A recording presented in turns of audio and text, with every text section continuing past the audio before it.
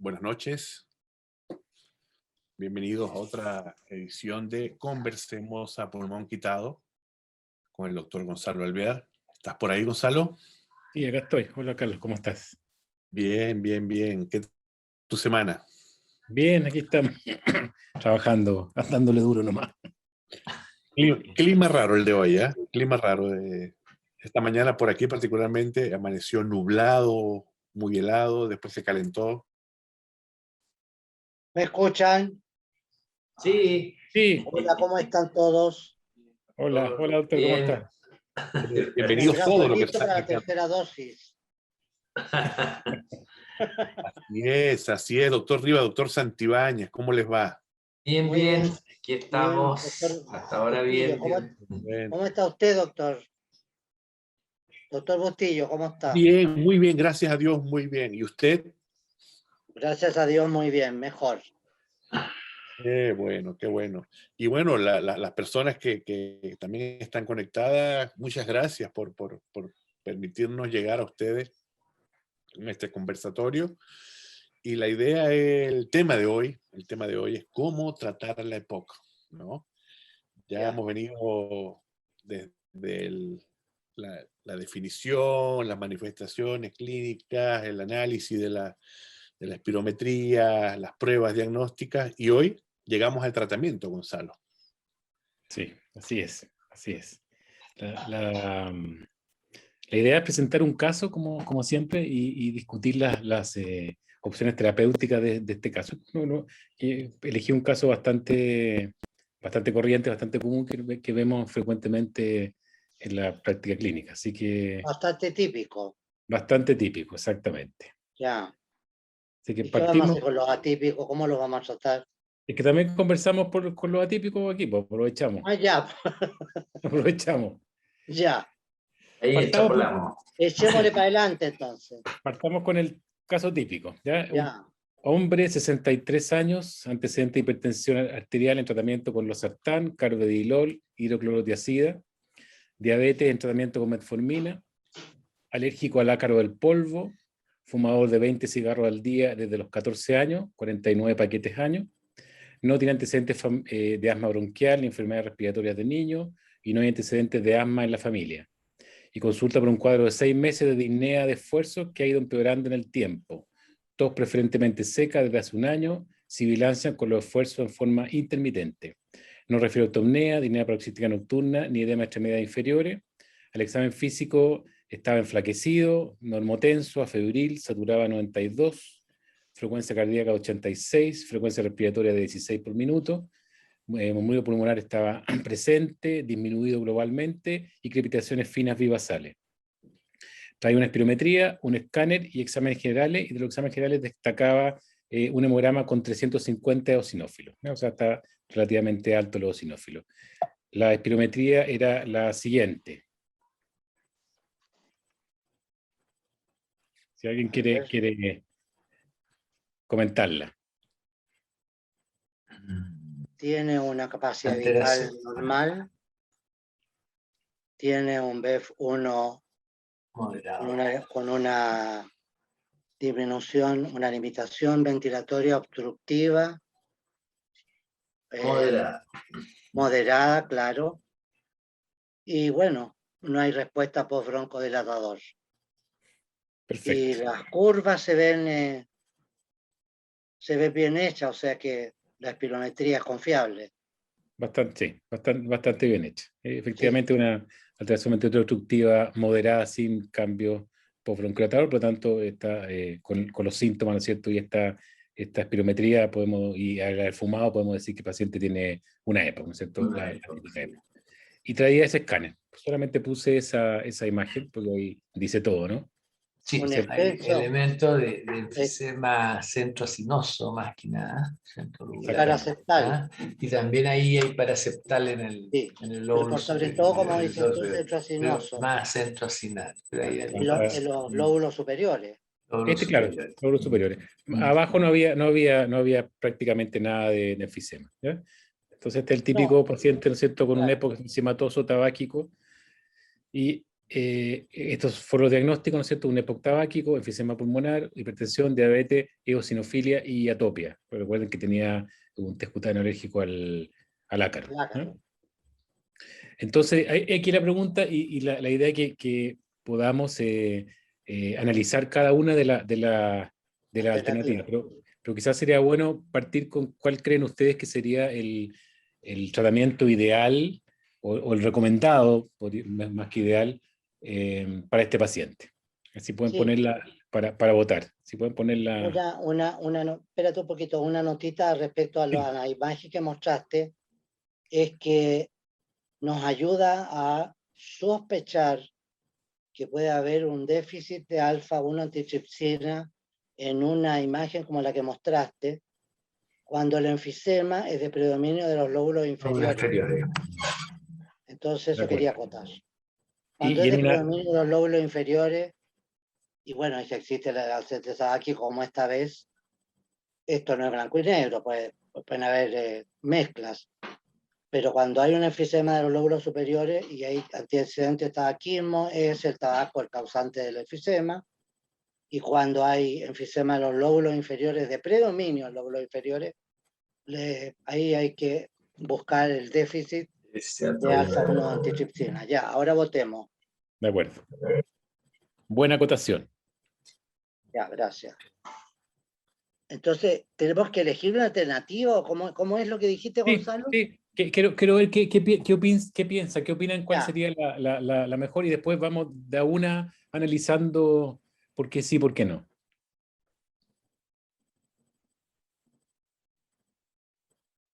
Esta a diferencia de la, ¿cómo se llama? De la conversatorio anterior, que habían algunas preguntas con varias diapositivas. Ahí hay trampa.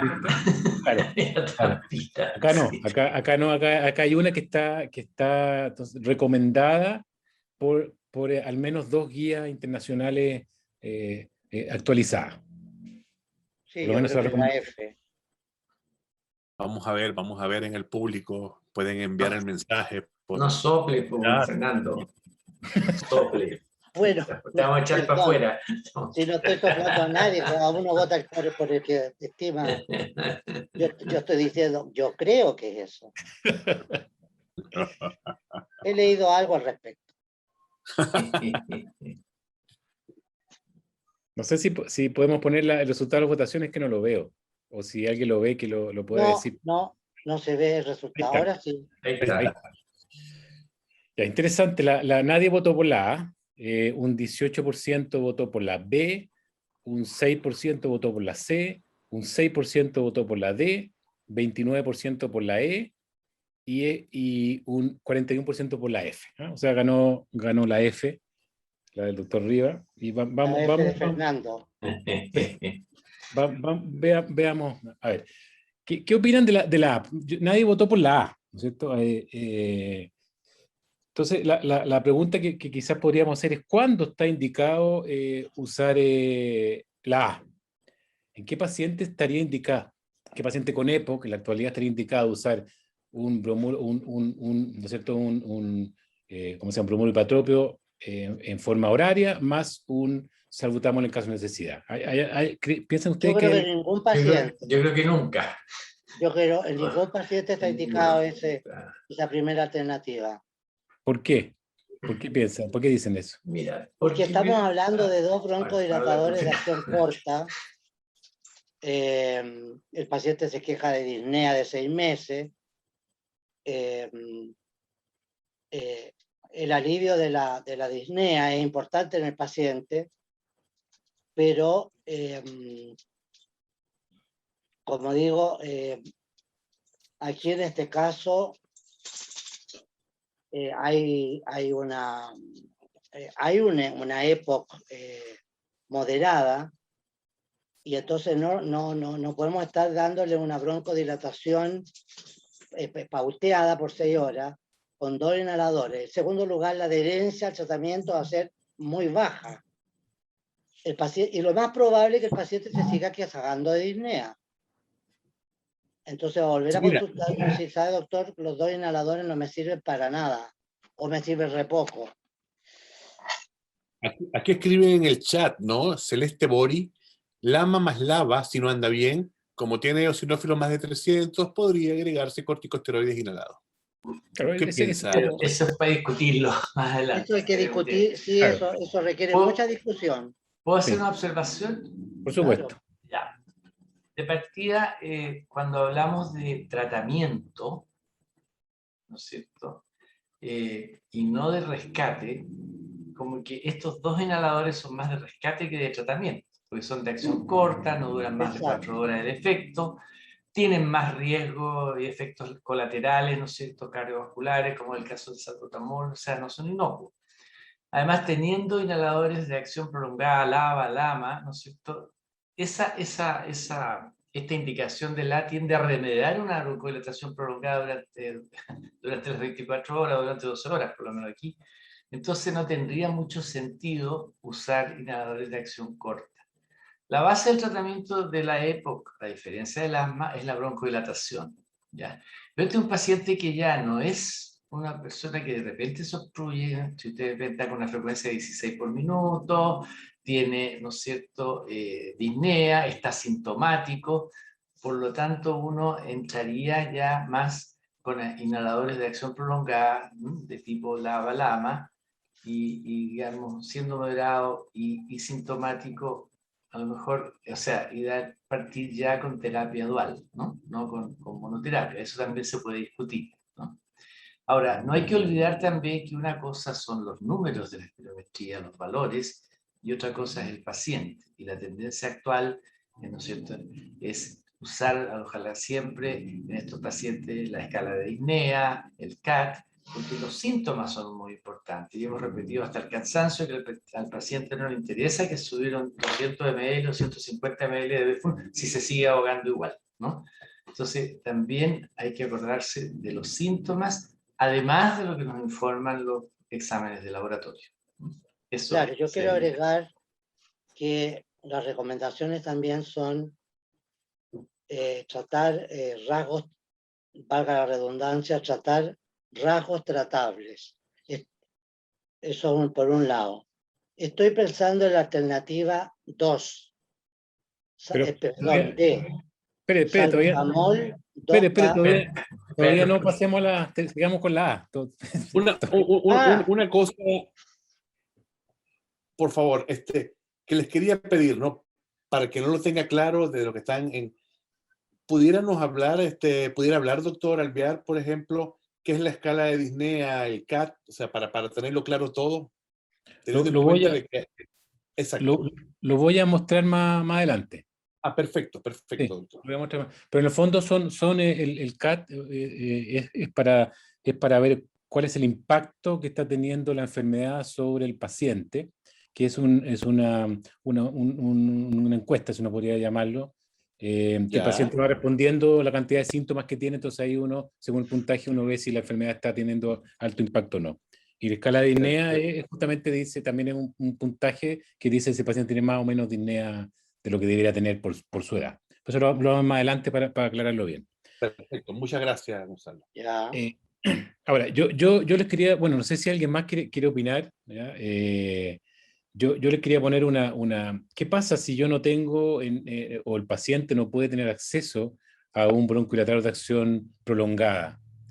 ¿Sería una buena alternativa esta A o nunca estaría recomendada? ¿Qué O opinan? sea, yo creo que si el paciente no tiene alternativa a un broncodilatador de acción prolongada, como podría ser la alternativa D, como mencioné recién, como se usó durante un tiempo la alternativa C, el salmeterol se usó,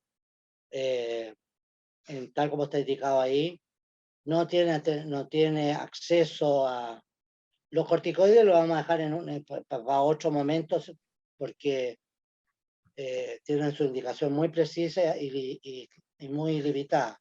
Si no tiene alternativa a otra cosa, por supuesto que yo recurriría a cualquiera de los dos inhaladores. Se potencian los dos, así que podría dejarle los dos, bromorio, patrofio y tal, beterol, pero no cada 6 horas, sino que según necesidad, ambos. Porque si no tengo nada, pero tengo esto, es mejor esto que nada. porque Totalmente. la posibilidad de que el paciente se alivie de alguna manera su disnea, independiente de la escala, que no vamos a poder hacer 10 escalas, o sea, la escala realmente me va a dejar deprimido porque no le va a poder dar lo que requiere, según la escala del Medical Research Council o el CAT, pero yo sí, yo dejaría, si estoy en un consultorio, en un centro de atención primaria, donde no han llegado otros inhaladores, sí, le dejo ese, pero sin dudarlo, SOS. Con aerocámara le enseño a usarlo bien.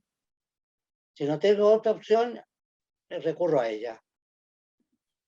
Y aquí escriben en el chat el doctor Similin, lo pronuncié bien creo, sí lo dejaría si no tenemos opción de duración larga.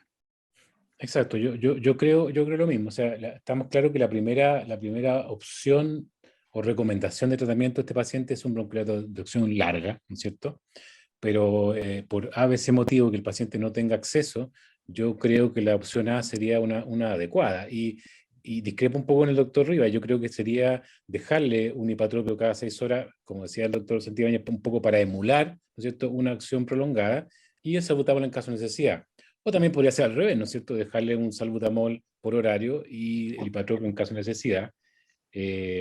Pero creo tal cual como estamos comentando, que esto sería solo y exclusivamente en el caso de que el paciente no tenga acceso a un bronquiolato de acción prolongada, que me parece que en ninguna parte es así. Yo creo que todos los consultorios tienen al menos un salmeterol para dejar al paciente. No sé qué Claro, opina. pero si está en una isla chilota, donde no quiere, donde demora en llegar los inhaladores, yo le diría al señor, está bien, yo estoy de acuerdo contigo que para emular una broncodilatación prolongada podría dejártelo cada 6 horas. Cualquiera primero, salbutamol cada Claro, 6 horas y el hipatropio según necesidad o viceversa. Pero yo creo que también usarlo según necesidad, ambos, creo que sería casi lo mismo que decirle que lo use cada 6 horas, porque lo va a usar cada vez que se ahoga. Y como tiene una época moderada, lo va a usar.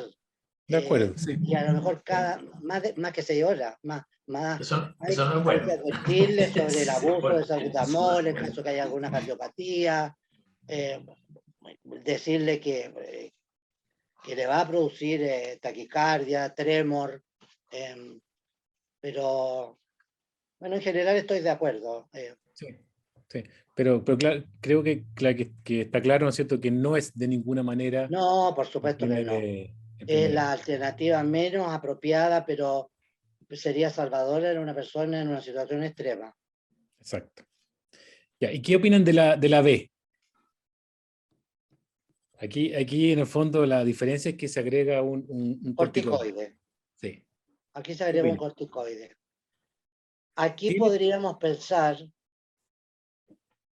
estoy pensando que el paciente es atópico y que tiene eosinofilos elevados. Entonces podría pensar que estamos de nuevo frente al síndrome ACOS, a pesar de que la espirometría Nada. no hubo ninguna reversibilidad. Y la verdad que el ACOS se define en un paciente que tiene antecedentes de asma, este paciente no los tiene, no hay antecedentes familiares de asma, solo es atópico. Bueno, A ver, la pero atopia perdón, es frecuente. Yo creo que esa alternativa, Fernando, perdón, ¿tener eosinofilia es sinónimo de que es atópico? no, por supuesto que no. No, Y pero ¿Ah? acuérdese que tiene test cutáneo positivo al ácaro. Tenía Sí, que escuchar, Sí, perdón. tiene Entonces un sí. tiene escutario Es, positivo al ACOS, es atópico, perdón. es No había atópico, visto. Es atópico, atópico, perdón. Es que pero, eso me pero había no tiene olvidado. historia no tiene historia de asma, No, no ni tiene, familiares, y ni es, personal, ni nada. no, exacto, y es raro que le vaya a empezar una asma ¿qué edad tiene? ¿64? sí, sí. Claro, Es raro que claro. vaya a empezar un AMA a los 74. No Poco probable, imposible, sí. pero raro. Poco probable, sí. Poco probable. Doctor Rivas, Pero el y antecedente perdone que que lo más interrumpa. pesa. ¿Ah? Sí, no, que no me quedaba claro lo que significaba ACO, que yo otra vez pregunté y a lo mejor en la el audiencia alguien no lo tiene síndrome de claro. overlap, el síndrome asma chronic,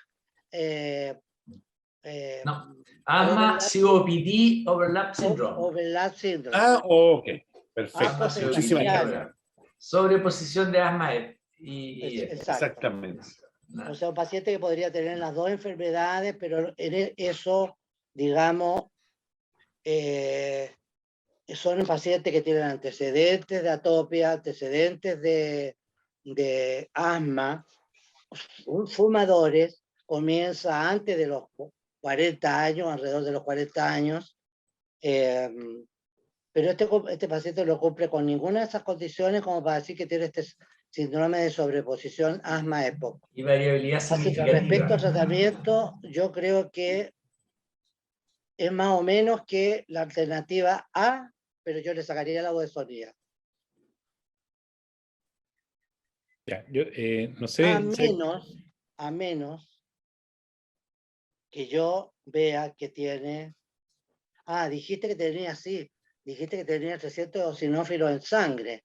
Bueno, 350. pero tiene una historia de exacerbación, o por lo menos no la he contado. No tiene. No tiene. No tiene historia de exacerbaciones. No. Y las indicaciones del uso de corticoides en los pacientes con EPO son bien acotadas, y una de ellas es la historia previa de exacerbaciones, ya sea dos moderadas o una severa, o pacientes que requirieron corticoides orales y antibióticos anteriormente para definir lo que podría ser una exacerbación, pero esto no tiene esa historia. Por eso que a mí aquí la budesonía me sobra. Oye, bueno, yo quiero hacer una pregunta. Es cierto que se está buscando ya hace algún tiempo N biomarcadores, ¿no sé, para ver aquellas áreas tratables, más personalizadas, ¿no es cierto?, por decirlo de alguna manera, de la época. Sabemos que es una enfermedad heterogénea, ¿no? Muy heterogénea. Y la pregunta es, para esta indicación, ¿tenemos suficiente evidencia para decidir que aquí el biomarcador eosinofilia nos va a guiar claramente al tratamiento con corticoides? ¿Hay evidencia que es un biomarcador que nos va a modificar el tratamiento? O sea, la pregunta es si los eosinófilos realmente son un biomarcador para la indicación de corticoides en época. ¿Sí? Yo creo... ¿Qué evidencia tiene? Porque hay N trabajos, ¿no?, en este sí. momento que han salido, ¿ya? Y algunos metaanálisis, si mal no recuerdo, no son tan claros, ¿no? ¿Ya? Entonces, Pero en el blog... pero porque yo creo que si tú miras el GOL, sugerirían, la guía GOL, que en presencia de eosinofilia, que en época, qué sé yo, podría entrar el corticoide. ¿Es un biomarcador ya con suficiente evidencia para decir, ya, cada vez que hay eosinofilia más de 350 en una época, yo voy a usar corticoides? ¿Solo eso?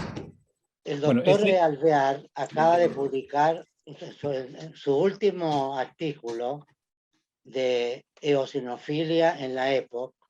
Les recomiendo que lo busquen y lo lean porque es sumamente interesante. Es muy interesante, yo también lo leía, por eso Claro, entonces a mí me dejó más dudas que certeza. Es verdad. En el sentido que tú puedes juntar la misma cantidad de trabajos que apoyan el uso del eosinófilo como marcador validado, como podría ser la hemoglobina glicosilada para el manejo de la diabetes o de la resistencia a la insulina y otros marcadores que se usan en otras enfermedades de la medicina interna, y otro montón de trabajo que les podía ir al frente, donde dicen no hay argumentos suficientes ni robustos. Hay dudas en el corte, hay dudas en si se usa mejor, si es más válido el porcentaje de eosinófilos que el recuento de eosinófilos. Hay dudas respecto a que si los eosinófilos en sangre realmente representen a los eosinófilos en esputo. O sea, hay un montón de dudas. Yo creo que se está validando cada vez más, pero que todavía se necesita información más robusta para guiar el tratamiento solo en base al recuento de eosinófilos. Ahora, si yo tengo un paciente con un recuento de eosinófilos determinado y nos ponemos de acuerdo en un cierto porcentaje y recuento absoluto, que es más exacto, pero que es más difícil de seguir, digamos, de ir repitiéndolo, validándolo. Pero además el paciente me cuesta una historia de exacerbaciones, ahí yo creo que la indicación de corticoides en la época tiene cada vez menos dudas, tiene cada vez más apoyo de indicación. Eso opino ahora, digamos, esa es mi opinión actual. A ver, Exacto. yo quiero... Hay una observación en el chat, perdón, Gonzalo. El doctor Similien es una buena opción también, pero la budesonida no sería lo más recomendado, podría aumentar el riesgo. De neumonía. NAC. De neumonía, sí. Neumonía. Yo quiero hacer varios comentarios con esta, ¿cómo se llama esta alternativa? Primero, antes de eso, quisiera, por si alguno no lo tiene claro, existe una diferencia importante entre atopia y alergia, ¿no? Porque nosotros estamos hablando de atopia. Atopia es cuando el paciente tiene un test cutáneo positivo o un examen de sangre que muestra que está sensible a un alergeno, pero que no tiene síntomas cuando está expuesto a ese alergeno. Eso es atopia.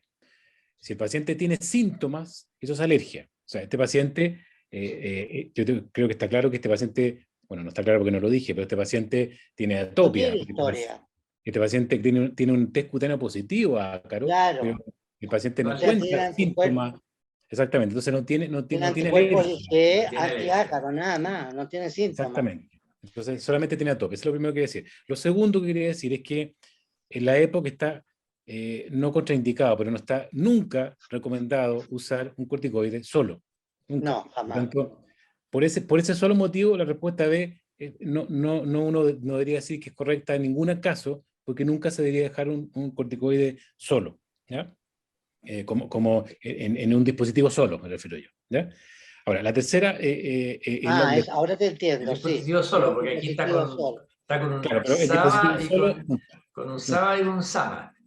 Exactamente, pero como dispositivo solo no debería dejarse nunca. O sea que ¿ya? este paciente tendría que usar 3 dispositivos, pero si es que aceptáramos esa alternativa. Claro. Pero es verdad, no debe ir solo, Sí. excepto si fuera asmático. Exacto.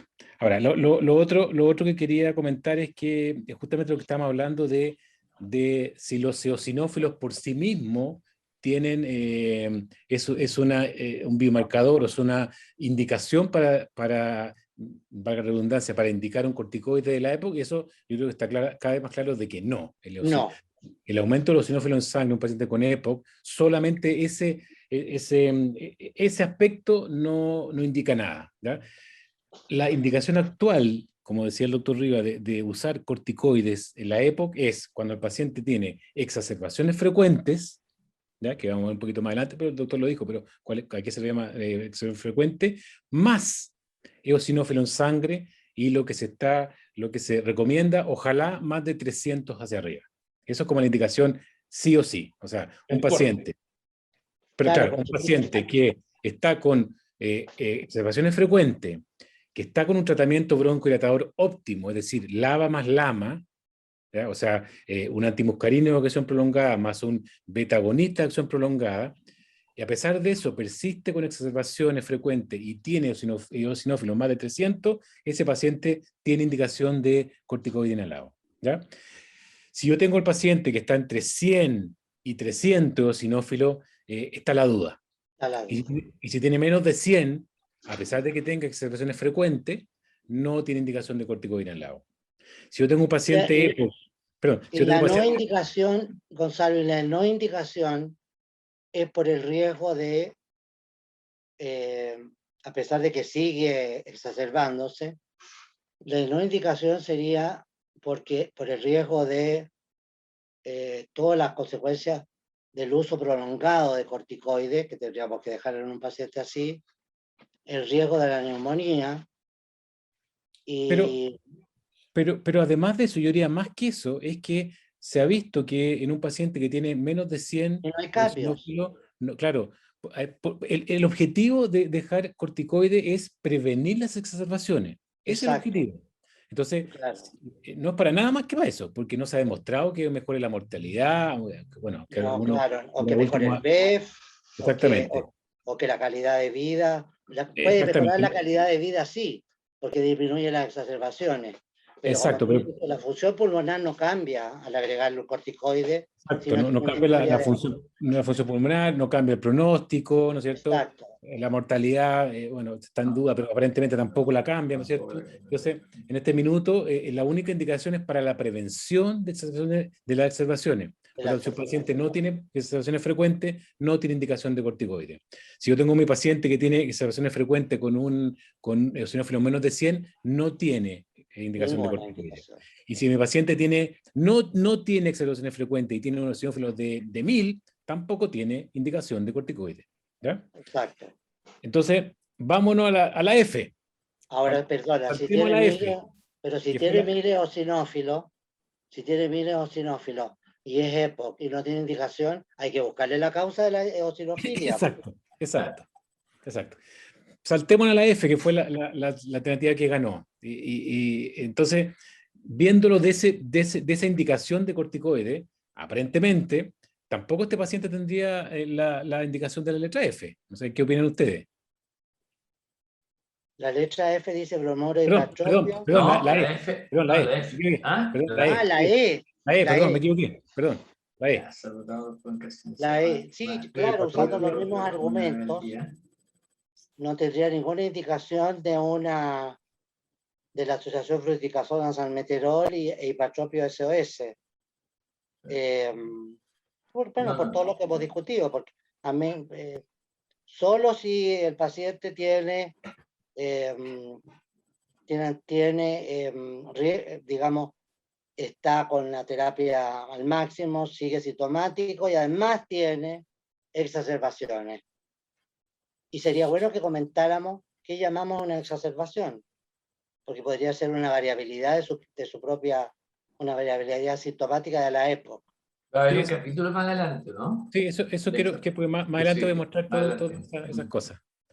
Pero tiene razón, sí. Entonces la E tampoco, por las mismas razones de la B, que este paciente no tiene indicación de corticoide en este minuto. ¿Ah? Perfecto. La C, ¿ya? La C. O sea, la C en el fondo es partir con una monoterapia con un beta-agonista de acción prolongada, ¿no es cierto? Que sería salmeterol. ¿Qué opinan? ¿Tiene indicación este paciente o no tiene indicación este paciente de partir con un salmeterol? No, no tiene ninguna indicación de partir con lava, con lava solo, pero históricamente, en el hospital donde yo me formé, en el Instituto Nacional del Tórax, a los pacientes con EPOC se le dejaba salmeterol, de bromuro y hipatropio, pero eso es un dato histórico que estoy dando. Pero en realidad un paciente con EPOC no tiene ninguna indicación de comenzar una monoterapia con LAMA. Tiene que en este caso, lo recomendado es iniciar una terapia con un LAVA. Perdón, con un LAMA. En este caso, por ejemplo, la alternativa D podría usar perfectamente tiotropio con salbutamol SOS. Si no tiene exacerbaciones, al margen de los sinófilos que tenga, pero la D, estamos hablando de la alternativa, estamos hablando de la E. No tiene ninguna indicación. Está hablando de la C. De la C, estamos en la C todavía. Sí, por eso digo, no tiene ninguna indicación de usar LAMA solo. Lava solo. Lava solo. Pero ¿por sí, qué no? o sea, no es que no tenga ninguna indicación. Vamos a volver a la misma situación de la primera. Si no tengo otra alternativa, sí puedo dejarlo y no estoy cometiendo un pecado ni venial en dejarle eso. Pero las normas en general no recomiendan empezar un tratamiento en un paciente EPOC con un LAVA solo. no estoy... ¿Tú usarías terapia dual en todos los pacientes con EPOC? ¿De ¿Yo? partida? ¿Mm? Fernando. No, No, yo no usaría Porque terapia dual en todos los pacientes. Yo usaría monoterapia con un es que LAMA en todos los pacientes. ya, entonces ahí estaríamos de acuerdo. O sea, Entonces, probablemente uno tiene más asociado el LAMA a EPOC y el LAVA a los asmáticos, Claro, ¿no? hay guías incluso pero- que recomiendan usar el lava solo, en una época leve. En una época leve se puede usar un lava como el salmeterol solo y un broncodilatador de acción corta según necesidad. Pero ¿hay evidencia que sea superior el LAMA como monoterapia al LAVA como monoterapia? Ninguna. La Entonces, doctora yo Montes creo de Oca, que claro. publicó ¿Mm? la guía Halat del tratamiento de la EPOC, pone las dos alternativas, pero Sí. señala que en realidad no hay evidencia para preferir uno u Una u otro. otra. No, de acuerdo. Entonces, Perfecto. por eso Muchas que menciono que se puede usar, uno no va, no creo que vaya a, digamos, a dejar una catástrofe, pero ella señala, y una muy reconocida experta en esto, que sí se puede usar monoterapia en época leve con LAVA o LAMA, pero no da ningún argumento robusto para decir cuál primero, o sea, cuál es mejor que el otro. Pero ustedes, por ejemplo, una pregunta a la audiencia, si tuvieran que elegir entre la B y la C en este paciente, ¿cuál elegirían? Perdón, entre la C y la D. Bien, Diego, C y D. La ¿Cuál D, elegirían? porque tenemos que usar ¿Por la qué? D, porque está el doctor Bustillo y porque tenemos que usar estudios propios del laboratorio Teva, pues. No, no, no, no, no, no. Pero sacando el laboratorio aquí, sacando. Sí, totalmente, totalmente. Clínicamente hablando. Estoy Claro, tratando de clínicamente conseguirme hablando. café, eso es lo que estoy haciendo. Sí, sí. Pero por eso, La semana que viene me tomo un café con usted, doctor Rivas. Ya, bueno, ya va a ser café, doctor Bustillo, ¿eh? Sí, Ya, van tres, sí, o exactamente. cuatro. ¿cuál, Ya. cuál La elegiría? pregunta tuya es, ¿La C o la D y por qué? te confieso Diría, por recomendaciones de la guía, yo usaría la D, pero debe haber algún argumento por ahí que la C no está recomendable, pero no lo recuerdo. No, disculpe que interrumpa, es más fácil la adherencia una vez al día de usar tiotropio que salmeterol cada 12, inclusive, si vamos a utilizar la... es Bien. posible, sí, es un buen argumento, sí. ¿Sí? El Me parece tiotropio dura 24. ¿Quién habló? ¿Cómo se llama el doctor que habló? Guillermo Rodríguez, Guillermo. Muy buen comentario. un ¿Ah? placer. Sí. Un placer, Igual bienvenido. que la hipertensión, gracias. Igual que la hipertensión, la menor dosis posible, mejor combinados medicamentos de mayor acción y así que no se les olviden utilizar un medicamento más frecuente, sino la menor cantidad posible, con mayor efecto. Y mayor adherencia, claro. Perfecto. ese es un gran argumento que se da en todos Sí. lados de por qué elegir el tiotropio. Pero además hay que la gran mayoría de los estudios clínicos en EPOC son con tiotropio. ¿Ya? Hay pocos ¿Cómo, estudios que se perdón, han Gonzalo, visto no te entendí? que la gran mayoría de los estudios hechos con monoterapia en la época es con tiotropio. Hay Sí. escasísimos Sí. estudios que, al menos que yo haya leído, revisado, relativamente modernos, ¿no es cierto?, que usen el salmeterol o un LAVA. Entonces, Claro. ese es otro argumento por qué partir con la D. Y un tercer argumento es que hay diferencia entre los dos. No es lo mismo usar tiotropio que con salmeterol en la época, porque se ha visto que el tiotropio tiene mayor protección de exacerbaciones, o sea, disminuye más la probabilidad de exacerbaciones comparado con el salmeterol. Entonces, es otro argumento más de por qué y por qué la guía recomiendan el tiotropio. Y por último, por una cosa Pero perdona, fisiopatológica. eso también podría ser consecuencia de la falta de estudios con salmeterol. De acuerdo, pero es la evidencia que existe. ¿No es Claro. cierto?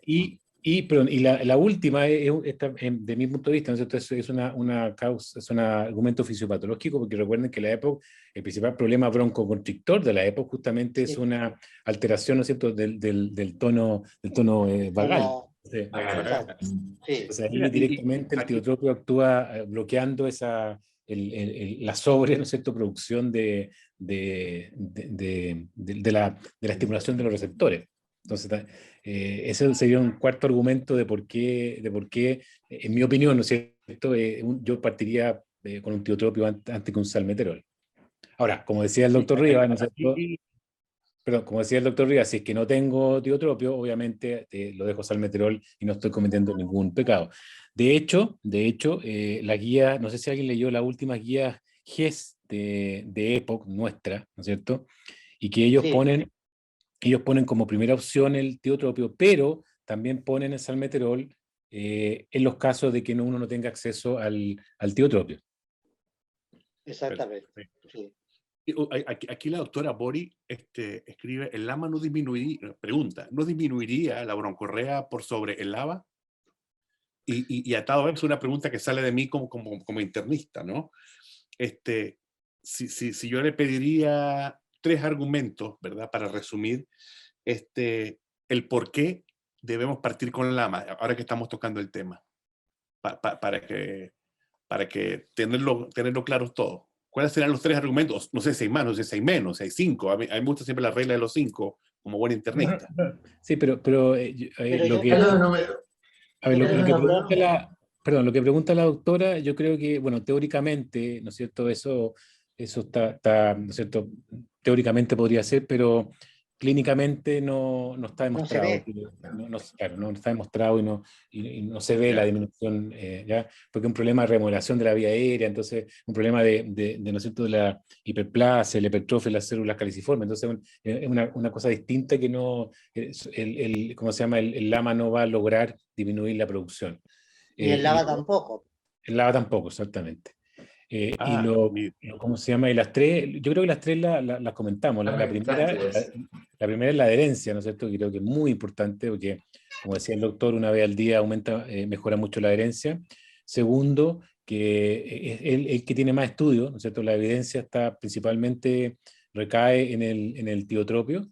Y lo tercero, yo diría por este mecanismo fisiopatológico que hablábamos de la constricción en la época. Recuerden que la gran diferencia, ¿no es cierto?, que en el asma la broncoconstricción principalmente se provoca por una contracción de la musculatura lisa. En la EPOC no. realiza.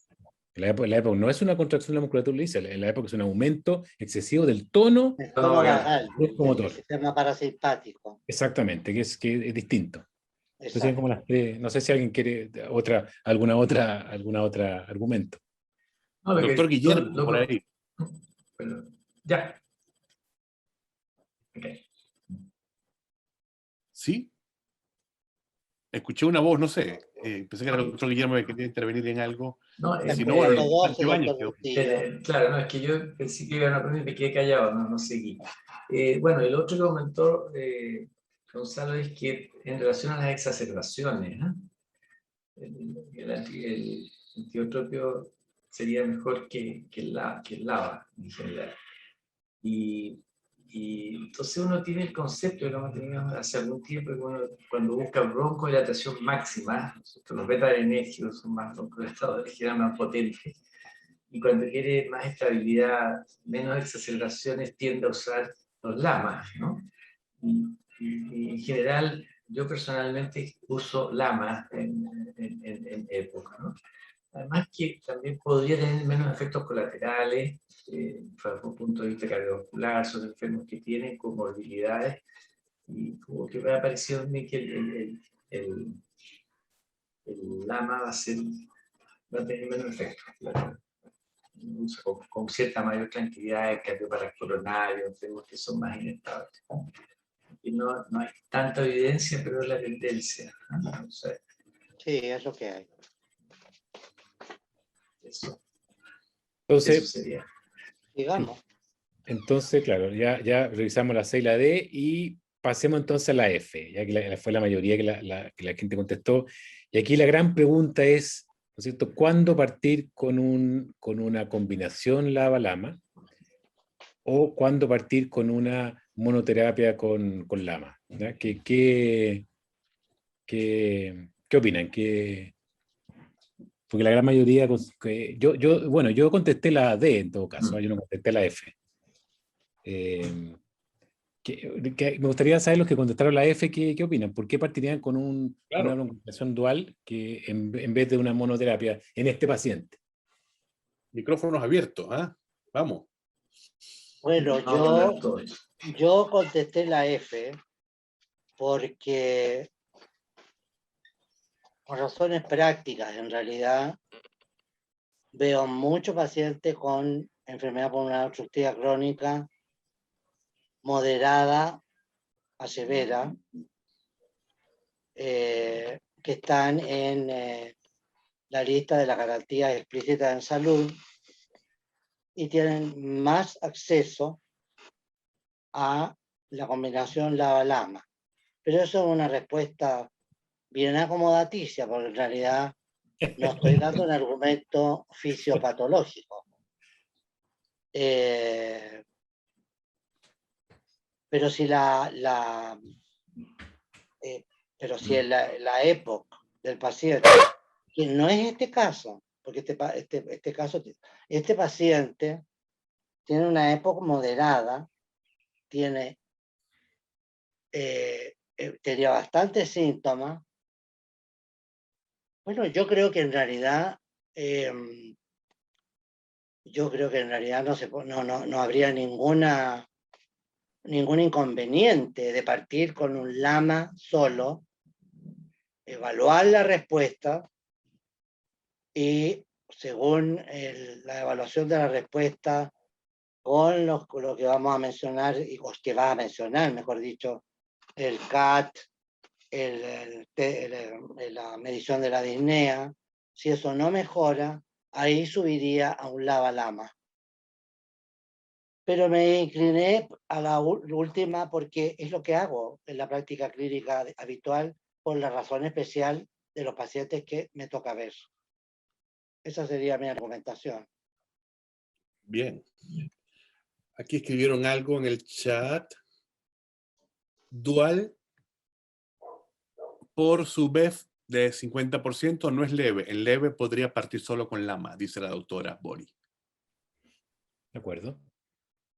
Bueno, realmente, ¿no es cierto?, para saber, ¿no es cierto?, con cuál partir, ¿no es cierto?, para eso están las recomendaciones, ¿no es cierto?, porque no da lo mismo partir con uno u otro, y ahí sí que tenemos que entrar a todo esto que estábamos conversando antes, de qué tenemos que evaluar nosotros para saber con qué partimos el tratamiento, ¿no es cierto? Y generalmente son estos aspectos que les voy a nombrar. Primero, ¿cuál es el impacto que tiene la enfermedad en el paciente? Y esto, ¿cómo lo medimos? Con el famoso CAT, ¿no es cierto? Y con el famoso, la escala de Disnea. Este es el CAT. Dale, mande, loca. ¿Qué cosa? Bueno, este es el CAT.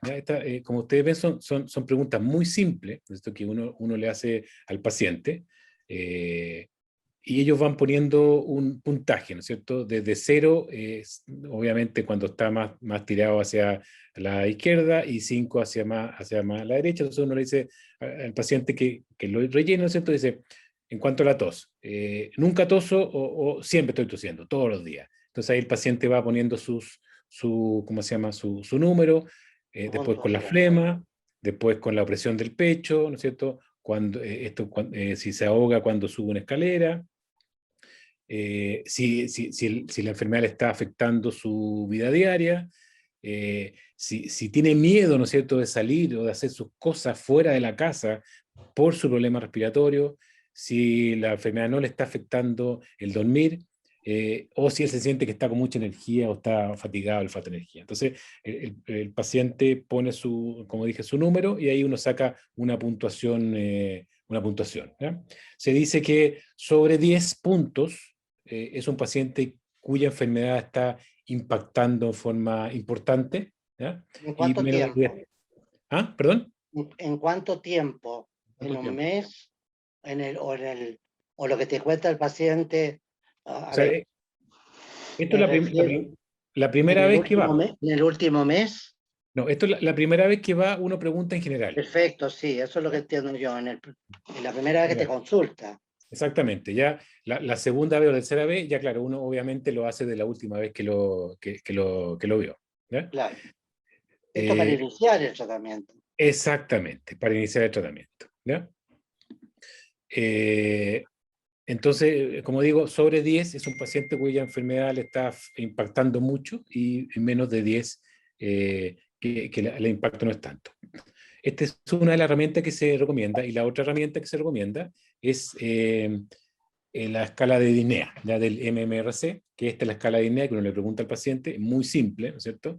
0 puntos si se ahoga solamente cuando hace actividad física o intensa, 1 punto si se ahoga al caminar rápido, ¿no es cierto? O al subir una escalera, 2 puntos si tiene que caminar más lento, comparado con una persona de su, ¿cómo se llama?, de su misma edad, 3 puntos si tiene que detenerse al caminar, ¿ya? Al menos una cuadra, y 4 puntos, ¿no es cierto?, si ya la disnea es de esfuerzo mínimo, ¿no? Y según el puntaje se puntúa entre 0,1 una disnea leve, moderada 2 y 3 o 4 grave, ¿ya? Entonces, cualquiera de estas dos herramientas, ¿no es cierto?, dependiendo de qué recomendación nosotros vamos a seguir, es la que uno debe usar siempre cuando uno hace la anamnesis del paciente para saber cuánto está impactando la enfermedad en el paciente, ¿ya? El primer punto, impacto en la enfermedad. El segundo punto, la función pulmonar, ¿ya? Y la función pulmonar, como todos ustedes saben, se gradúa con el BEF1. Si el BEF1 más de 80 es una enfermedad leve, moderada entre 50 a 80, grave 30 a 49 y muy grave menor de 30. ¿Ya? Recuerden que esto siempre y cuando el paciente sea obstructivo post-broncodilatador, ¿no es cierto? El tercero es la frecuencia de exacerbaciones agudas. ¿Ya? Exacerbaciones ninguna, ¿no es cierto? Una moderada, o 2 o más moderadas, o una hospitalizada. Esto es Una pequeña interrupción. ¿Existen las exacerbaciones crónicas? No. Porque es lo mismo que yo lo pregunto porque es un error, por ejemplo, decir infarto agudo del miocardio. Y nosotros cometemos el mismo error cuando hablamos de exacerbación aguda. La exacerbación es por definición aguda. Sí. Y el infarto del miocardio es por definición un evento agudo. Sí. Entonces yo creo que deberíamos cambiar esa es una cuestión semántica, pero... Sí, pero es así, sí.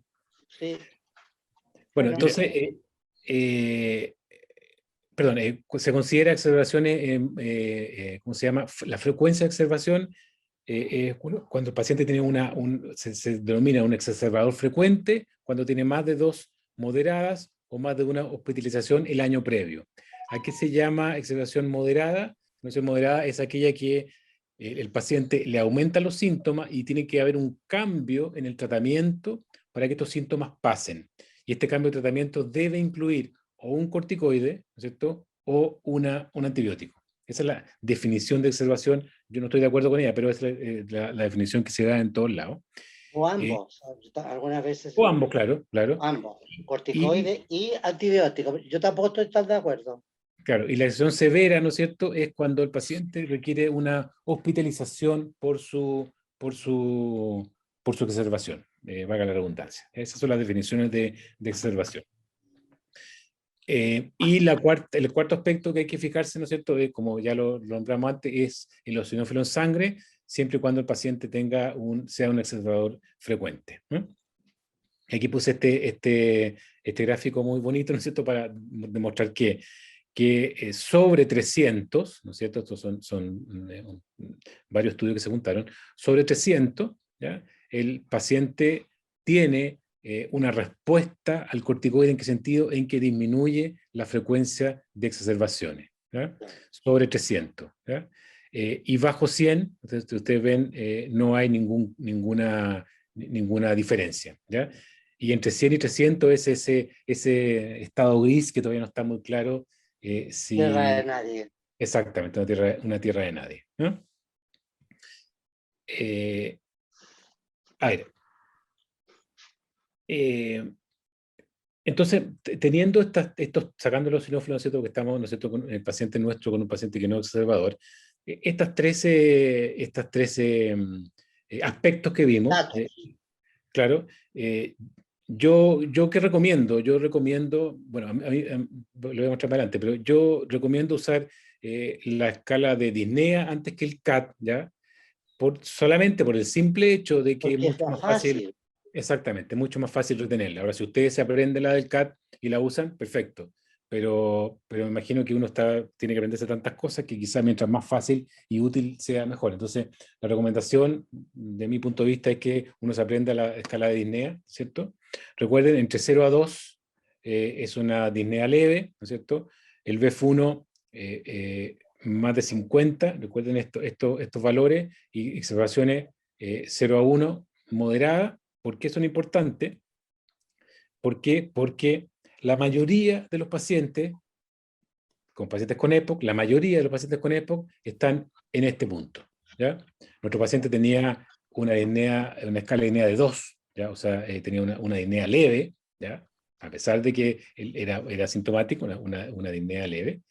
Tenía un BEF1 de 53% y no tenía exacerbaciones, ¿ya? Y como le digo, la mayoría de los pacientes tienen una disnea de hasta 2, la mayoría de los pacientes tienen un BEF1 más de 50 y la mayoría de los pacientes no tienen exacerbaciones o tienen menos de una exacerbación el año anterior, ¿ya? Eso, como les digo, la mayoría de los pacientes caen en este aspecto, ¿ya?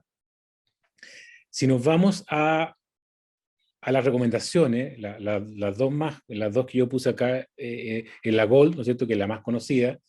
A mí yo no la ocupo mucho, no me gusta mucho porque es muy enredada, pero se las pongo porque en el fondo la que casi todos los estudios ocupan.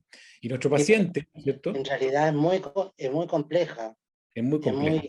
Es muy complicada. Cada vez se complejiza más. Sí, Cada vez exactamente. está más Entonces, compleja. no ayuda mucho a la práctica clínica. Claro, nuestro paciente, ¿no es cierto? Bueno, una pequeña paréntesis, la guía Gold para decidir el tratamiento no toma en cuenta el BEF1, ya lo deja fuera.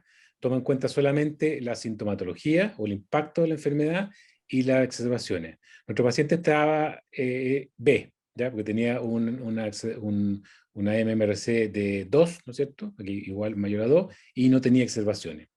Y que nos dice que nuestro paciente debería partir con un broncodilatador de acción prolongada, ¿cierto? LAVA o La LAMA. guía Gold no hacen diferencia entre LAVA o LAMA, No, ¿ya? Perfecto. Como lo decía antes, ¿ya? como la guía chilena. Exactamente. Pero en mi opinión, ¿no es cierto?, como lo comentamos, como conversamos anteriormente, yo partiría y siempre parto en un paciente así con un LAMA, ¿ya? Estas son las guías Gold. Entonces, según la guía Gold, el paciente debería haber partido solamente con un LAMA, con monoterapia, exactamente, ¿ya? Bueno, Hay un comentario, Gonzalo, perdón, del doctor Patricio Pérez Ramos. Es una excelente herramienta el CAT para objetivar la sintomatología. En la sala ERA volvemos a reevaluar en un año a ver si mejora. Y siempre que hacemos un cambio en la terapia y el MMRC en todos los controles. Esto más que nada porque es una escala que demora el CAT. Perdone que... Pero No, de acuerdo. O sea, a ver, si uno se pone, ¿no es cierto?, ortodoxo. ortodoxo, ¿no es cierto?, lo ideal es el CAT. Lo ideal es el CAT porque es una herramienta que mide mucho más el impacto, pero mucho más, como repetíamos antes, como la mostré, es mucho más complicada aprendérsela, ¿ya? Ahora, como les decía, si uno se la aprende y la ocupa, hay que ocupar el CAT, ¿no? Pero los estudios, fíjense que han mostrado que no hay mucha diferencia en cuanto a respuesta de tratamiento, en cuanto a elección de tratamiento entre el CAT y el MMRC. No hay tanta diferencia, ¿no? Bueno, entonces, como este gol y la que yo, bueno, una cosa personal mía, la que yo estoy usando ahora más que Sí, nada, esta está muy buena. esta es la GCPOP, ¿cierto? Sí, La española, de la que Sociedad la Española. este año, ¿no? Y esta es mucho más simple porque al paciente lo divide en dos, lo divide en riesgo bajo y riesgo alto. Y el riesgo bajo, ¿ya?, es chuta, no sé qué pasó. Perdón, el riesgo bajo es, este es el riesgo bajo. Este es el riesgo bajo. Un paciente con riesgo bajo es el que tiene una disnea leve a moderada, ¿no es cierto? Un B1 más de 50 y exacerbaciones hasta 1. Ese es el riesgo bajo. Y como lo vimos anteriormente, la mayoría de los pacientes tienen el riesgo bajo, ¿ya? Entonces aquí hay que aprenderse solamente esto, hay que aprenderse ese número y ese número, punto, ¿ya? Y si el paciente está con riesgo bajo, ellos recomiendan partir con LAMA. De Y si el una paciente vez. tiene riesgo alto, ¿ya? Ellos lo clasifican. Si el paciente tiene exacerbaciones frecuentes, que yo, tal como decía el doctor Rivas, ellos ya llaman agudizador, ¿no es cierto? Nos lo llaman. Agudizador, sí. ¿Ya? Si tiene observación frecuente, ¿no es cierto? Y tiene eosinófilo alto, partir con un LABA corticoide. Si el paciente no tiene exacerbaciones, partir con una monoterapia, o sea, perdón, una terapia dual, con riesgo alto. Y si el paciente es exacerbación y no eosinofílico, también partir con una terapia dual, ¿no es cierto? Y si no responde, uno podría tratar un tiempo agregando corticoide inhalado. Y si no responde a eso, sacarle el corticoide inhalado, ocupar el LAMA y ahí considerar los rasgos tratables de cada paciente, ¿ya? Pero en el Y las fondo, comorbilidades, de las comidas están dentro de los rasgos También tratables. exactamente, Exactamente, claro. ¿no? Exacto. Entonces, es la que uso yo, ¿ya? Pero como digo, puse las dos porque en ambas recomendaciones a este paciente se recomienda, valga la redundancia, partir con un LAMA con monoterapia. Y como vimos anteriormente, la mayoría de los pacientes caen dentro de este gran grupo de pacientes que uno debiera partir con una monoterapia con LAMA. ¿Por qué? Pero además porque eso yo lo encuentro súper práctico, porque si yo parto con una terapia dual y mi paciente vuelve, ¿no es cierto?, 3 meses y sigue con ¿cómo se llama?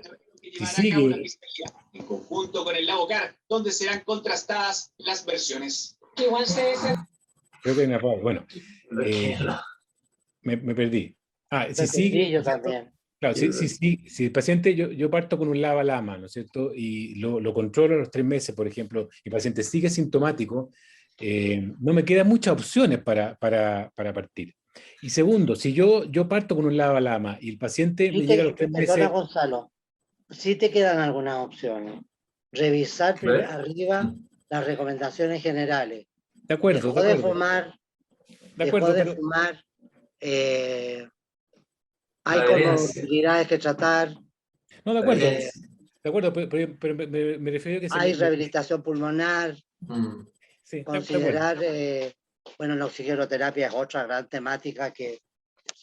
Pero bueno, en general, sí, Pero claro. son pacientes, perdón, Fernando, son pacientes leves, o sea, de bajo riesgo. Sí, lógico. O sea, raro que un paciente de bajo riesgo esté con oxigenoterapia. Si yo delante expliqué por qué yo usaba más frecuentemente el LAMA, porque Perdón, y la otra cosa que yo también considero súper importante, que si un paciente como este, por ejemplo, yo le dejo un LAMA, la combinación, vuelve a los 3 meses, el paciente se siente espectacularmente bien, ¿le quito la terapia? O sea, ¿la desescalo o no la desescalo?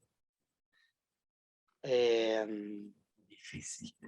Claro, porque ahí yo me embarqué con un LAMA, y puede ser que el paciente lo necesite. En cambio, si yo parto con un LAMA, me vuelvo a los 3 meses y el paciente está estable, lo dejo con el LAMA.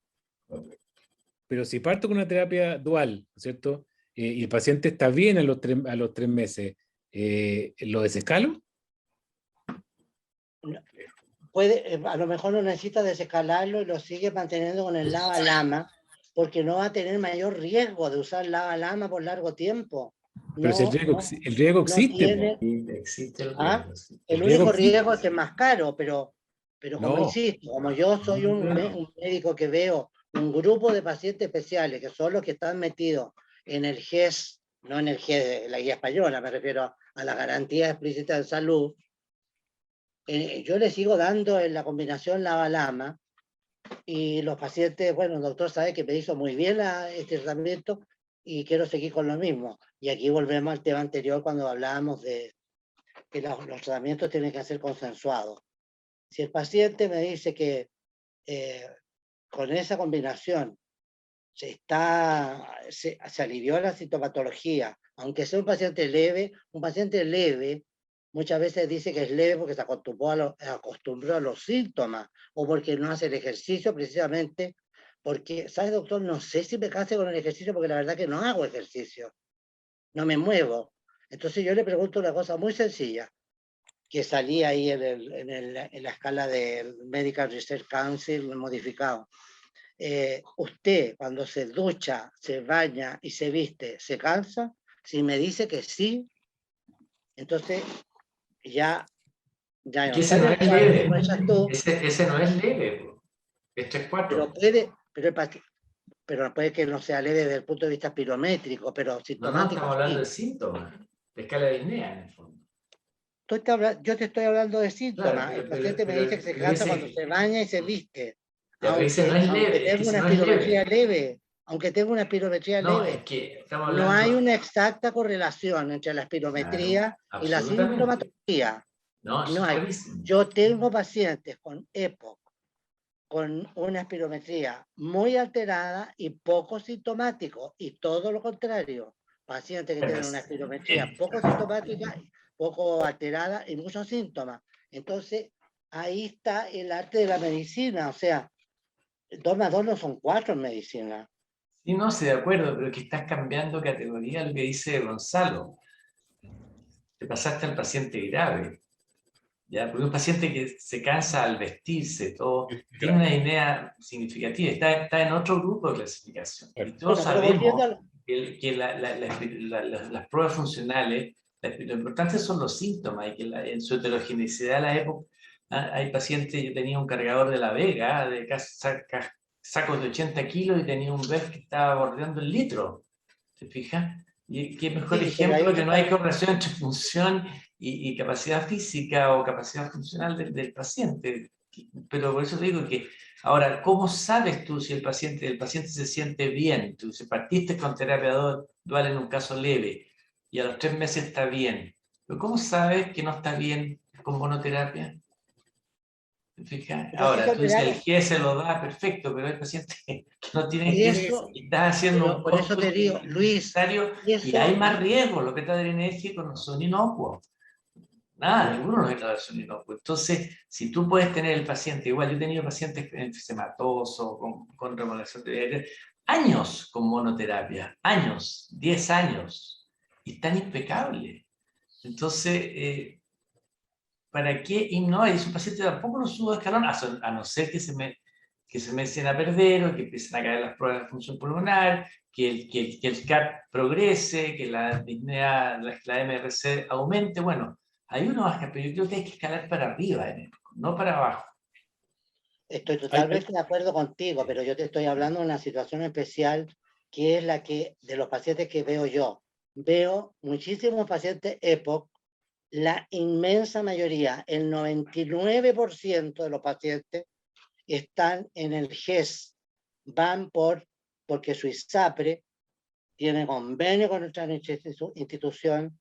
Yo veo pacientes GES y la terapia con LAMA no está en todas las ISAPRE. Me veo obligado por razones prácticas a dejarlo con LAMA y no me da ningún cargo de conciencia en dejarlo con LAMA y que usen el LAMA por años, porque con la misma experiencia que has tenido tú, años con LAMA y no le ha pasado nada, yo pacientes años con LAMA no le ha pasado nada desde el punto de vista cardíaco y no han tenido ninguna, ni se les empeora la hipertensión, ni tienen más riesgo de infarto al miocardio, ni tienen más riesgo de insuficiencia cardíaca congestiva. Así que esa es la aplicación que doy yo.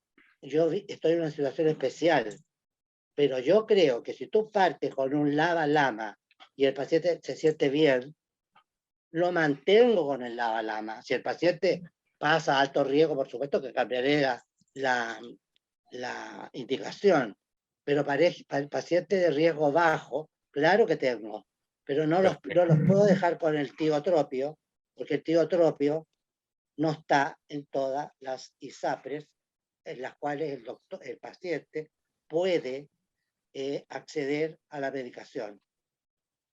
Entonces, ese es el argumento que uso yo. que podrá a lo mejor no ser tan ortodoxo desde el punto de vista científico, pero en la práctica clínica. Perfecto. Aquí llegan varias preguntas, ¿no? ¿Cuál es lama y cuál es lava? Elige, la doctora Bori. ¿Tiotropio es mejor que umeclidinio?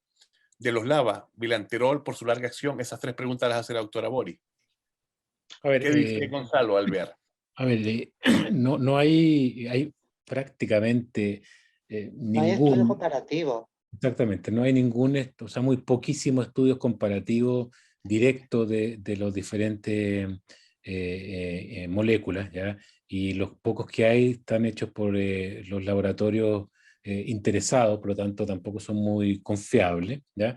Ahora, hay estudios, sí, hay varios metaanálisis de red, se llama, que son hechos de forma independiente, donde se hacen estas comparaciones indirectas, ¿ya? Y lo que se ha visto que la verdad no hay, entre los distintos lama, no hay diferencia, al menos en los estudios no se encuentran diferencias, y igual que los lava. Si el gran problema o la gran diferencia que hay es la cantidad de estudios que hay con uno u otro, ¿ya? Por ejemplo, Claro. con el tiotropio, voy a inventar, con el tiotropio hay 100 estudios, ¿no es cierto? Y con el umeclidino hay 3 estudios. Entonces, claro, si uno junta todo, no hay diferencia, pero la cantidad de experiencia clínica que hay con uno es mucho mayor que la que hay con otro. Por eso es que uno en el fondo elige uno u otro, ¿ya? Más que nada, al menos yo elijo uno que otro, pero en la evidencia misma, ¿no es cierto? No hay diferencia. Aparte, me atrevo a decir que umeclidino ya no hay en el mercado. Estoy casi seguro que no lo hay. Solo el umeclidinio, no, creo que no. No, está en No. etapa, en TRIE, sí terapia, entiendo. Sí. Sí. Sí. ¿Se acuerdan del Ultibro? El Ultibro era un Ese desapareció. medicamento. Desapareció. Desapareció, sí. Sí. Era Ese un lama, creo. es el umeclidinio, po. Ese desapareció. Claro, Solo desapareció. pero ahora el ¿Cómo se llamaba aquí? umeclidinio, ¿Cómo se llamaba? Umeclidinio. Ultibro. No, perdón, Ultibro. Ultibro. La marca. Ultibro, sí, la marca. Sí, Ultibro era en mi el país nombre. se llamaba de otra manera. Sí. Ultibro. Hay Último otra pregunta. hidratación. Sí. Perdone, doctor Rivas. Bien. Creo que hay que ver las comorbilidades para hacer la diferenciación, dice el doctor Enrique Marino Villa Estoy Acosta. totalmente de acuerdo. Perfecto. ¿Y de los lava, bilanterol por su larga acción? No, es que como les digo, no hay No hay- no hay diferenciación en la evidencia, pero volvemos a lo mismo, que acuérdense que los lava es preferible usar un lama que un lava, ¿no es cierto?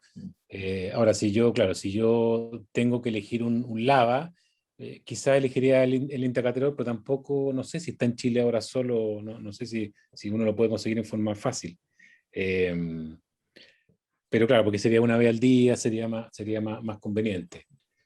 Pero como le repito, uno en general tiende a usar aquellos que tienen más experiencia clínica, por llamarlo así, que tienen más Claro, pacientes, que hay más estudios. más Sí. estudios y que además son más promocionados, porque son promocionados precisamente porque tienen estudios hechos, claro, como dices tú, por la industria interesada, pero igual no sirven, o sea, no son estudios inventados y generalmente también diseñados. Y entonces y yo creo que uno tiene que familiarizarse como tantas otras cosas, memorizar algunos medicamentos, son tantas las posibilidades terapéuticas que hay en broncodilatación, tanto en asma como en la enfermedad pulmonar obstructiva crónica, que es bueno familiarizarse con unos pocos y adquirir la experiencia con ellos para poder hacer una medicina más práctica, sin dejar de lado lo que se llama medicina personalizada o de precisión, basándose en rasgos tratables y todos los otros conceptos que implica la medicina de precisión. Yo quería comentar algo más sobre esto del inicio de los pacientes de riesgo bajo con un LAVA, perdón, con una monoterapia o con la terapia dual, teniendo en cuenta lo que dice el doctor Rivas, que es verdad que en el GES uno no tiene muchas opciones porque no hay el asma solo, ¿no es cierto? Pero me parece que es un poco lo mismo que se hace con el asma. ¿En qué sentido? En el asma hay una presión Sí, por partir con la combinación LAVA-corticoide, siendo que todas las guías recomiendan partir con un corticoide solo, los pacientes con asma más leve. Esto es un poco lo mismo, o sea, existe una presión por partir con una terapia dual, incluso está empezando una presión por partir con la triterapia, ¿no es cierto? Pero bueno, siendo que perfectamente como lo vimos en teoría, ¿no es cierto? En teoría, la mayoría de los pacientes que tienen un EPOC de bajo riesgo, o sea, lo mismo que los asmáticos, la mayoría de los asmáticos tienen un asma entre leve a moderado, entonces el paciente de bajo riesgo, uno debiera partir, ¿cierto? Con una monoterapia, siempre y cuando tenga la opción, ¿no? Lógicamente en el caso como decía el doctor Río, los pacientes con GES que uno no tiene la opción, lamentablemente no se puede, pero como conceptualmente uno debería partir claro, siempre con una monoterapia en estos exacto. pacientes. Sí. Perfecto. En el asma, como se está propiciando, digamos, y ahí, digamos, el laboratorio que lo ha hecho, y creo que hay suficientes estudios que lo justifican, la asociación entre un LAVA de efecto inmediato y prolongado más un corticoide, eso ha revolucionado el tratamiento del asma. Entonces, se hace cada vez menos necesario, y también hay que, cuento mi experiencia, GES, usar monoterapia con algún corticoide solo, en el asma estoy hablando, porque la tendencia actual es asociar el formoterol con la budesonida, que da una versatilidad de uso enorme para todos los grados de severidad del asma. Bueno, vamos a tener, doctor, unos conversatorios más adelante justamente Bien. de este tema, que es Relación con bastante esto. controversial también. Sí. Sí. Mire, yo creo que en virtud del tiempo, y ya vamos terminando, pero hay unos comentarios que, primero una pregunta para ir cerrando de la doctora Bori, no sé si, entonces en la práctica, ¿cuáles LAVA y cuáles LAMA están usando de preferencia? ¿Ok? Para que la vayan guardando ahí. El doctor Saquicela agradece por el diálogo y el acompañamiento de la información para aplicar en nuestros pacientes de atención primaria de salud, diálogo basado en la evidencia, en lo que tenemos que seguir para alinearnos. El gran espectro de las recomendaciones generales, debemos dar una estructura de seguimiento basada en la evidencia de APS. Entonces, fueron agradecimientos, fueron comentarios, pero en resumen, ¿cuáles LAVA y cuáles LAMA están en su preferencia? Y empiezo con el doctor. Yo ocupo de preferencia el tiotropio, ¿ya? Por las razones que ya dimos, Sí. el que tiene más evidencia. Lo conocemos más y más tiempo. Exactamente. Y en cuanto a Hijo lava, conocido. ¿Ah? perdón, y cuando yo dejo lava solo, que son muy pocas veces, pero sí hay algunos pacientes que les dejo lava solo, yo dejo el salmeterol. ¿Y el doctor Rivas? Así, ¿cuál es su lama de preferencia y cuál es su lava de preferencia? Es que yo también usaría en el caso de monoterapia, pero es que ya he explicado las razones por qué no, tampoco las veces No. que lo puedo hacer. Sí, las razones. Molécula a molécula. Una y una molécula. Bueno, el tiotropio, ¿Ok? como el tiotropio como monoterapia, y estoy de acuerdo con muy pocos pacientes, les dejaría, si le tengo que dejar, les dejaría el fenoterol. Perdón, Salmeterol. el fenoterol, sí, estoy No, el bien. salmeterol. Salmeterol. Salmeterol, perdón, salmeterol. Fenoterol no. Perfecto. Salmeterol, ¿Y el fenoterol. doctor Santibáñez? Sí, mira, yo también en general, como decía, el tiotropio lo conocemos bastante. Yo fui uno de los Hay mucha precursores experiencia. en transmitir, me acuerdo de algunas reuniones y jornadas nuestras en relación a De hecho, cuando incluso los anticolinérgicos empezaron a mirar hacia el tratamiento del asma, que vamos a ver más adelante, ¿no es cierto? Claro, Pero uno tiene que ver primero la capacidad económica del paciente, sí, el GES, que nos ayuda bastante, pero si uno mira, digamos, por la experiencia clínica, la evidencia, bueno, el tirotropio es mi primer lama, ¿ah? En elección. Ahora, hay lavas actualmente que son maravillosos, que también son para 24 horas, pero desgraciadamente están ligados, ¿no es cierto?, a un lava, ¿no es cierto? Entonces ahí te obligan a partir con terapia dual del inicio. Entonces yo por es lo que eso me pasa a mí, Luis. uso bastante el salmeterol, ¿no? Claro. Cuando quiero hacer ya, como monoterapia. Pero yo creo que no hay mucho más donde darse vuelta. Alguien preguntó por ahí, leí, ¿por qué dejamos de lado la fluticasona? Yo creo que no nos hemos referido a corticoides, a ningún corticoide en especial. En la exposición que ha hecho Gonzalo, el caso, y la guía que mostró de la GES, de la guía española, menciona en el momento que hay que usar un corticoide, pero ahí, digamos, tendremos que Sí. discutir en su momento. Yo quería el hacer una uso de- observación. Antes de eso, Ya, sí. ¿por qué no? Es una opinión personal, ¿ya? Sí, Yo creo que a ver, un paciente que tiene exacerbaciones frecuentes debe ser controlado por un especialista. claro, Por lo tanto, mi opinión es que en atención primaria, un médico general no debería usar nunca en un paciente con EPOC un corticoide. Esa es mi opinión, y por eso no lo nombré.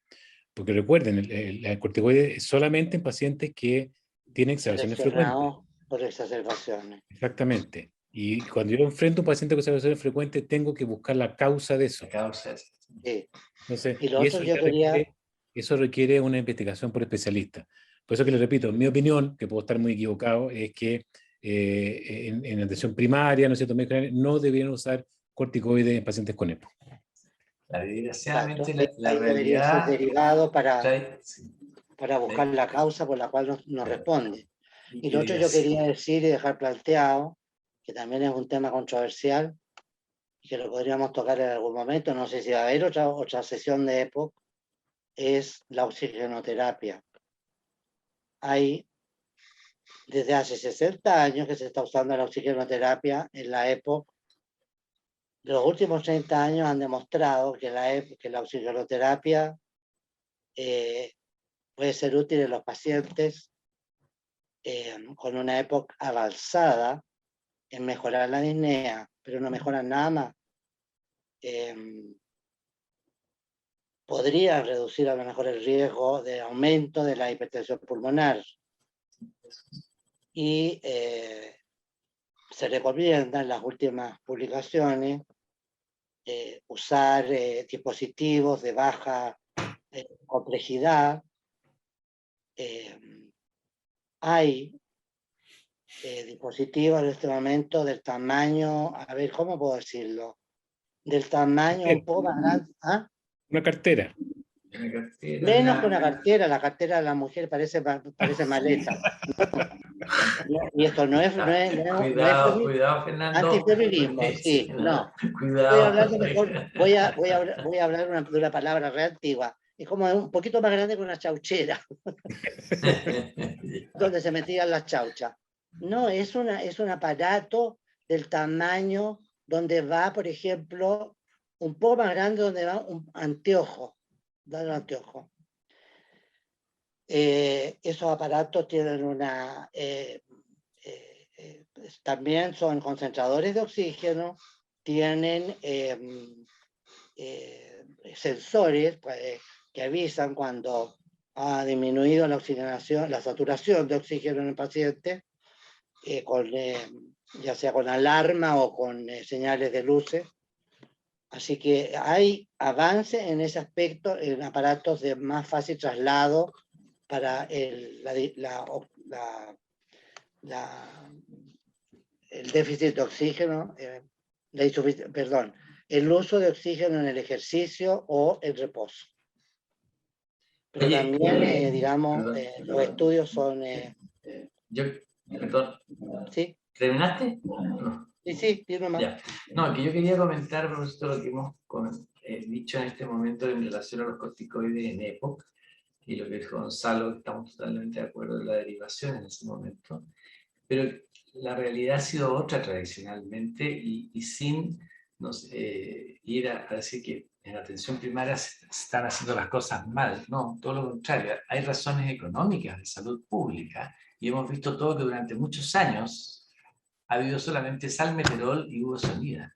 Y nosotros somos testigos que cuando hemos recibido esos pacientes que están, no sé, que pertenecen al Fondo Nacional de Salud, estaban todos con salmeterol y budesonida. Claro. EPOC, Sí. EPOC, ¿ya? Sí. Entonces, pero eso ha tenido otras causas, ¿no es cierto?, que son la parte económica. Ahora las cosas están cambiando. Estoy hablando de la época incluso antes del GES. Y alguna doctora comentó ahí, claro, que en este momento hasta ahora hay budesonida y salmeterol, ¿no? O también hay, ¿cómo se llama?, fluticasona, salmeterol, pero eso ya viene en dupla. Pero clásicamente los EPOC, y nosotros mismos los especialistas algunos años atrás, tratábamos mucho EPOC con corticoides, hasta que empezaron a salir los primeros trabajos, partiendo por el TORCH, ¿no es cierto?, que empezó a ver que había un mayor riesgo de neumonía, ¿no? Ahí empezamos a mirar y empezaron a salir otros trabajos que hicieron, ¿sabe?, hay que empezar a arrancar con los corticoides de la EPOC. Y en eso hemos estado bastante tiempo, porque después también era en pacientes que estaban andando bien, que tenían eosinofilia, habían otros que andaban bien y que no tenían eosinofilia. Salieron trabajos de cómo ir haciendo el destete de los corticoides y en qué pacientes podíamos tener riesgo, porque había pacientes que se agravaban con el retiro de los corticoides. Entonces, aquí hay toda una historia y una cultura de corticoides en EPOC que probablemente lo estuvimos haciendo mal durante mucho tiempo, ¿no? Y eso, Y yo creo los que que eso somos más todavía viejos lo vivimos, sigue ¿no? haciendo. Algo similar a lo que ocurrió en fibrosis pulmonar hasta que salió el estudio Panther, ¿no es cierto?, que teníamos un tratamiento que en realidad estaba haciendo más mal que bien, ¿no? Entonces eso para las generaciones más jóvenes ya historias de los hechos que ocurren en la terapia médica, que no siempre lo estamos haciendo bien, por muy especialistas que seamos. No sé si Yo quiere creo, agregar. perdón, yo creo que en honor al tiempo, ¿no es cierto?, son las 9:30, pero aquí hay una pregunta que creo que hay que contestarla, ¿no es cierto? Una pregunta que dice, tenemos en APS Brexotide y budesonida y lo usamos en asma y en EPOC. Somos equipo de trabajo que aconseja porque no puedo llegar mañana y empezar a suspender todos los Brexotide en todos los EPOC. No será sencillo. ¿Qué aconseja en estos casos que tenemos la mayoría de nuestros pacientes de operación de EPOC con Brexotide? Bueno, Es difícil situación para el doctor. Es lo que estás diciendo en este momento, que es lo que se dispone. Yo creo que hay que suspenderlo, a ver, y cambiarlo al salmeterol. O sea, ustedes tienen salmeterol. A ver, ¿por qué el sacar el corticoide al EPOC no es una cosa que se le ocurrió a alguien, ¿no es cierto? Se ha demostrado, ¿no es cierto?, que tiene mucho más riesgo, cuando no está indicado, tiene mucho riesgo colateral el corticoide de los EPOC, de partida. Está ultra demostrado que aumenta la frecuencia de neumonía. Neumonía. Exacto, sí, y esa neumonía llevan a la exacerbación, entonces el Claro. paciente empieza a empeorar. Segundo, está demostrado que los pacientes con EPOC aumentan la posibilidad de desarrollar una diabetes, y los pacientes diabéticos tienen mayor posibilidad de que Exacerbar. necesiten insulina, ¿ya? Claro. Tercero, la probabilidad, ¿no es cierto?, de Osteoporosis, catarata. osteoporosis, de catarata, y algo que está recién saliendo, no tan recién saliendo, pero de cambiar la microbiota, ¿no es cierto?, de la vida aérea. La microbiota, por si no saben, es en el fondo la cantidad de bacterias, virus, hongos que existen normalmente en la vía aérea. Y esa microbiota es un mecanismo de defensa, en el fondo, y ayuda a la homeostasis de la vía aérea. Y el EPOC, que ya tiene alterada su microbiota, se ha visto que los pacientes que ocupan corticoide le altera más, Está mucho más. aumentando la posibilidad de las infecciones crónicas. Una infección crónica de la vía aérea que, como todos sabemos, aumenta la inflamación y va a aumentar a la larga el daño crónico de la vía aérea. Entonces, mantener a un paciente EPOC con corticoide, si no lo necesita, es una mala práctica. Entonces, tenemos la obligación de ir de a poco quitándole los corticoides. Y tal como decía el doctor Santibáñez, ya han salido bastante guías o cómo hacerlo para ir quitándole los corticoides a los pacientes que no tienen la indicación de corticoides a los pacientes con EPOC. O sea, yo creo que esa pregunta hay que contestarla, hay que decir Hay que que sí, dejarla a los pacientes hay que empezar a clara. cortarle los corticoides. O sea, Pero los corticoides podríamos- inhalatorios no es tan problemático retirarlo. Así que yo creo que la recomendación que estás dando, Gonzalo, estoy totalmente de acuerdo, y no creo que vaya a haber mayor problema en un retiro rápido del corticoide inhalatorio en un paciente que no tiene ninguna indicación de usarlo por todas las razones que diste tú. ahora, yo les cuento, por ejemplo, por experiencia, hasta muchos pacientes que me llegan a mí tratados con corticoides, se los quito a los que no tienen indicación, se los quito a todos, nunca he tenido un problema, nunca, se los quito de a poquitito, sí, no está claro si hay que quitarlo, pero yo se los quito de a poquitito. Siguiéndonos de cerca. Claro, pero nunca he tenido problema, nunca. Y de hecho, muchos se sienten mejor, yo no sé. Bueno, pero hay que quitárselo. Yo creo que es un deber médico, ¿no es cierto?, quitar un tratamiento que no tiene indicación. Aquí hay una cosa re importante que me dicen a mí. Doctor Rivas, es problemático seguir las indicaciones cuando el encargado del programa es el que nos da las instrucciones, o algo así decía. Es Del decir, programa doctor, ERA, mira, por es ejemplo. problemático Sí. cuando el encargado del programa ERA lo recomienda, programa ERA. Claro. Sí, Entonces, claro, hay que otro ponerse un poco comentario. los zapatos del doctor que hizo ese comentario y bueno, pero de todas maneras, Habría que la buscar lucha la tiene que evidencia, darla, ¿no? doctor. Claro, La yo lucha creo la que- tiene que dar. Yo creo que habría que buscar la evidencia y mostrarle al encargado del programa ERA de que Sí. la opinión de él no es la correcta. No es la más correcta y la posibilidad de Pienso yo. iatrogenia es enorme. Sí, porque- Y la Y el posibilidad doctor de iatrogenia. Saquicela dice, estrategia entonces hincarle el diente al espectro de las recomendaciones generales, cesación tabáquica, me imagino, comorbilidades, adherencia a tratamiento, etc. Y creo que estoy de acuerdo con eso, yo como clínico, ¿no? Y ustedes Claro. también, Sí. me imagino. Yo creo que, mire, ya en honor al Estamos en tiempo la se hora. puso buena esta cosa hoy, ¿no? Sí. Se puso Oye, buenísima. Decirle, Dígame, ¿qué perdón, comentar algo alguien? decirle al encargado del programa era que hay un axioma ya. La base del tratamiento, así como en el asma, la base del tratamiento es el antiinflamatorio, en EPOC es la broncodilatación. Esas son ya dos cosas, salvo por las excepciones que mencionamos, pero son excepciones, ¿no? El grueso de los pacientes con EPOC, el tratamiento es broncodilatación. Y por último, yo creo que si el encargado de la sala ERA comprende que con la información escrita de que vaya heterogénico usar un corticoide cuando no está indicado,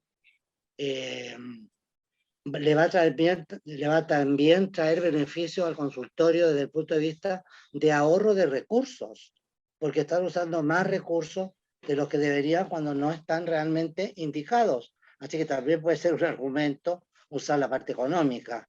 Costo efectivo, claro, claro. Así que, Gonzalo, ¿ibas a decir algo para cerrar? No, Para- estamos bien. Mire, yo una vez más agradecido con Gonzalo, con el doctor Rivas, el doctor Santibáñez, el doctor Guillermo, la doctora Boris, Similien, Marino, Saquicela. Hoy estuvo bueno esto y la idea es que esto siga ocurriendo así. La próxima cita, ¿cuándo la tenemos? Si me ayuda la gente de producción. El jueves. Próximo Jueves que jueves. viene. El siguiente jueves. Ahí deberían poner ahora cuál es la temática. Y yo quiero próximo jueves 12 de agosto, aquí está colocando mi querida amiga María José, y los esperamos.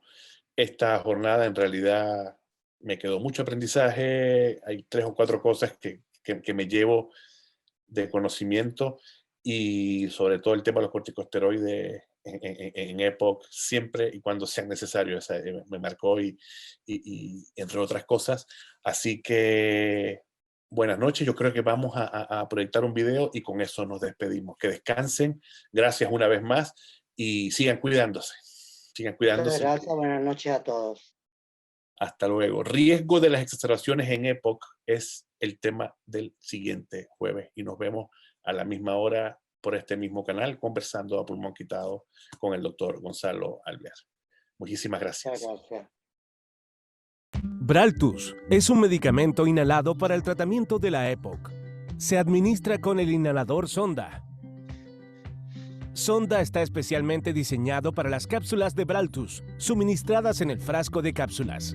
No use el inhalador sonda para tomar ningún otro medicamento y no use ningún otro inhalador para tomar las cápsulas de Braltus. La cápsula transparente de Braltus permite la confirmación visual de la dosis administrada al paciente. Para usar el inhalador, primero levante la tapa antipolvo. Levante la boquilla hacia arriba. Abra el frasco de cápsulas de Braltus. Saque una cápsula del frasco inmediatamente antes de usarlo y cierre el frasco firmemente. Coloque una cápsula en la cámara central en la base del inhalador. Para evitar el riesgo de asfixia, nunca coloque la cápsula directamente en la boquilla. Cierre la boquilla hasta que escuche un clic, dejando la tapa antipolvo abierta. Sostenga el inhalador con la boquilla hacia arriba y presione el botón de perforación completamente hacia adentro, solo una vez, luego suéltelo. Ahora necesita vaciar sus pulmones. Exhale lejos de la boquilla. Evite respirar dentro de la boquilla en todo momento. Coloque la boquilla en su boca y mantenga la cabeza en posición vertical.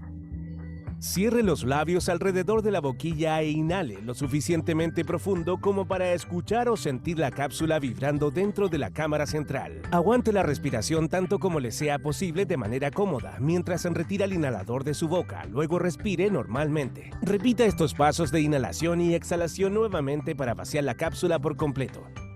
Recuerde exhalar lejos de la boquilla. Después de haber usado el inhalador, abra la boquilla y tire la cápsula vacía en el basurero. Cierre la boquilla y la tapa y guarde el inhalador sonda de manera segura. Si tiene algún problema al usar su inhalador sonda, hable con su médico, enfermera o farmacéutico, quienes podrán ayudarlo.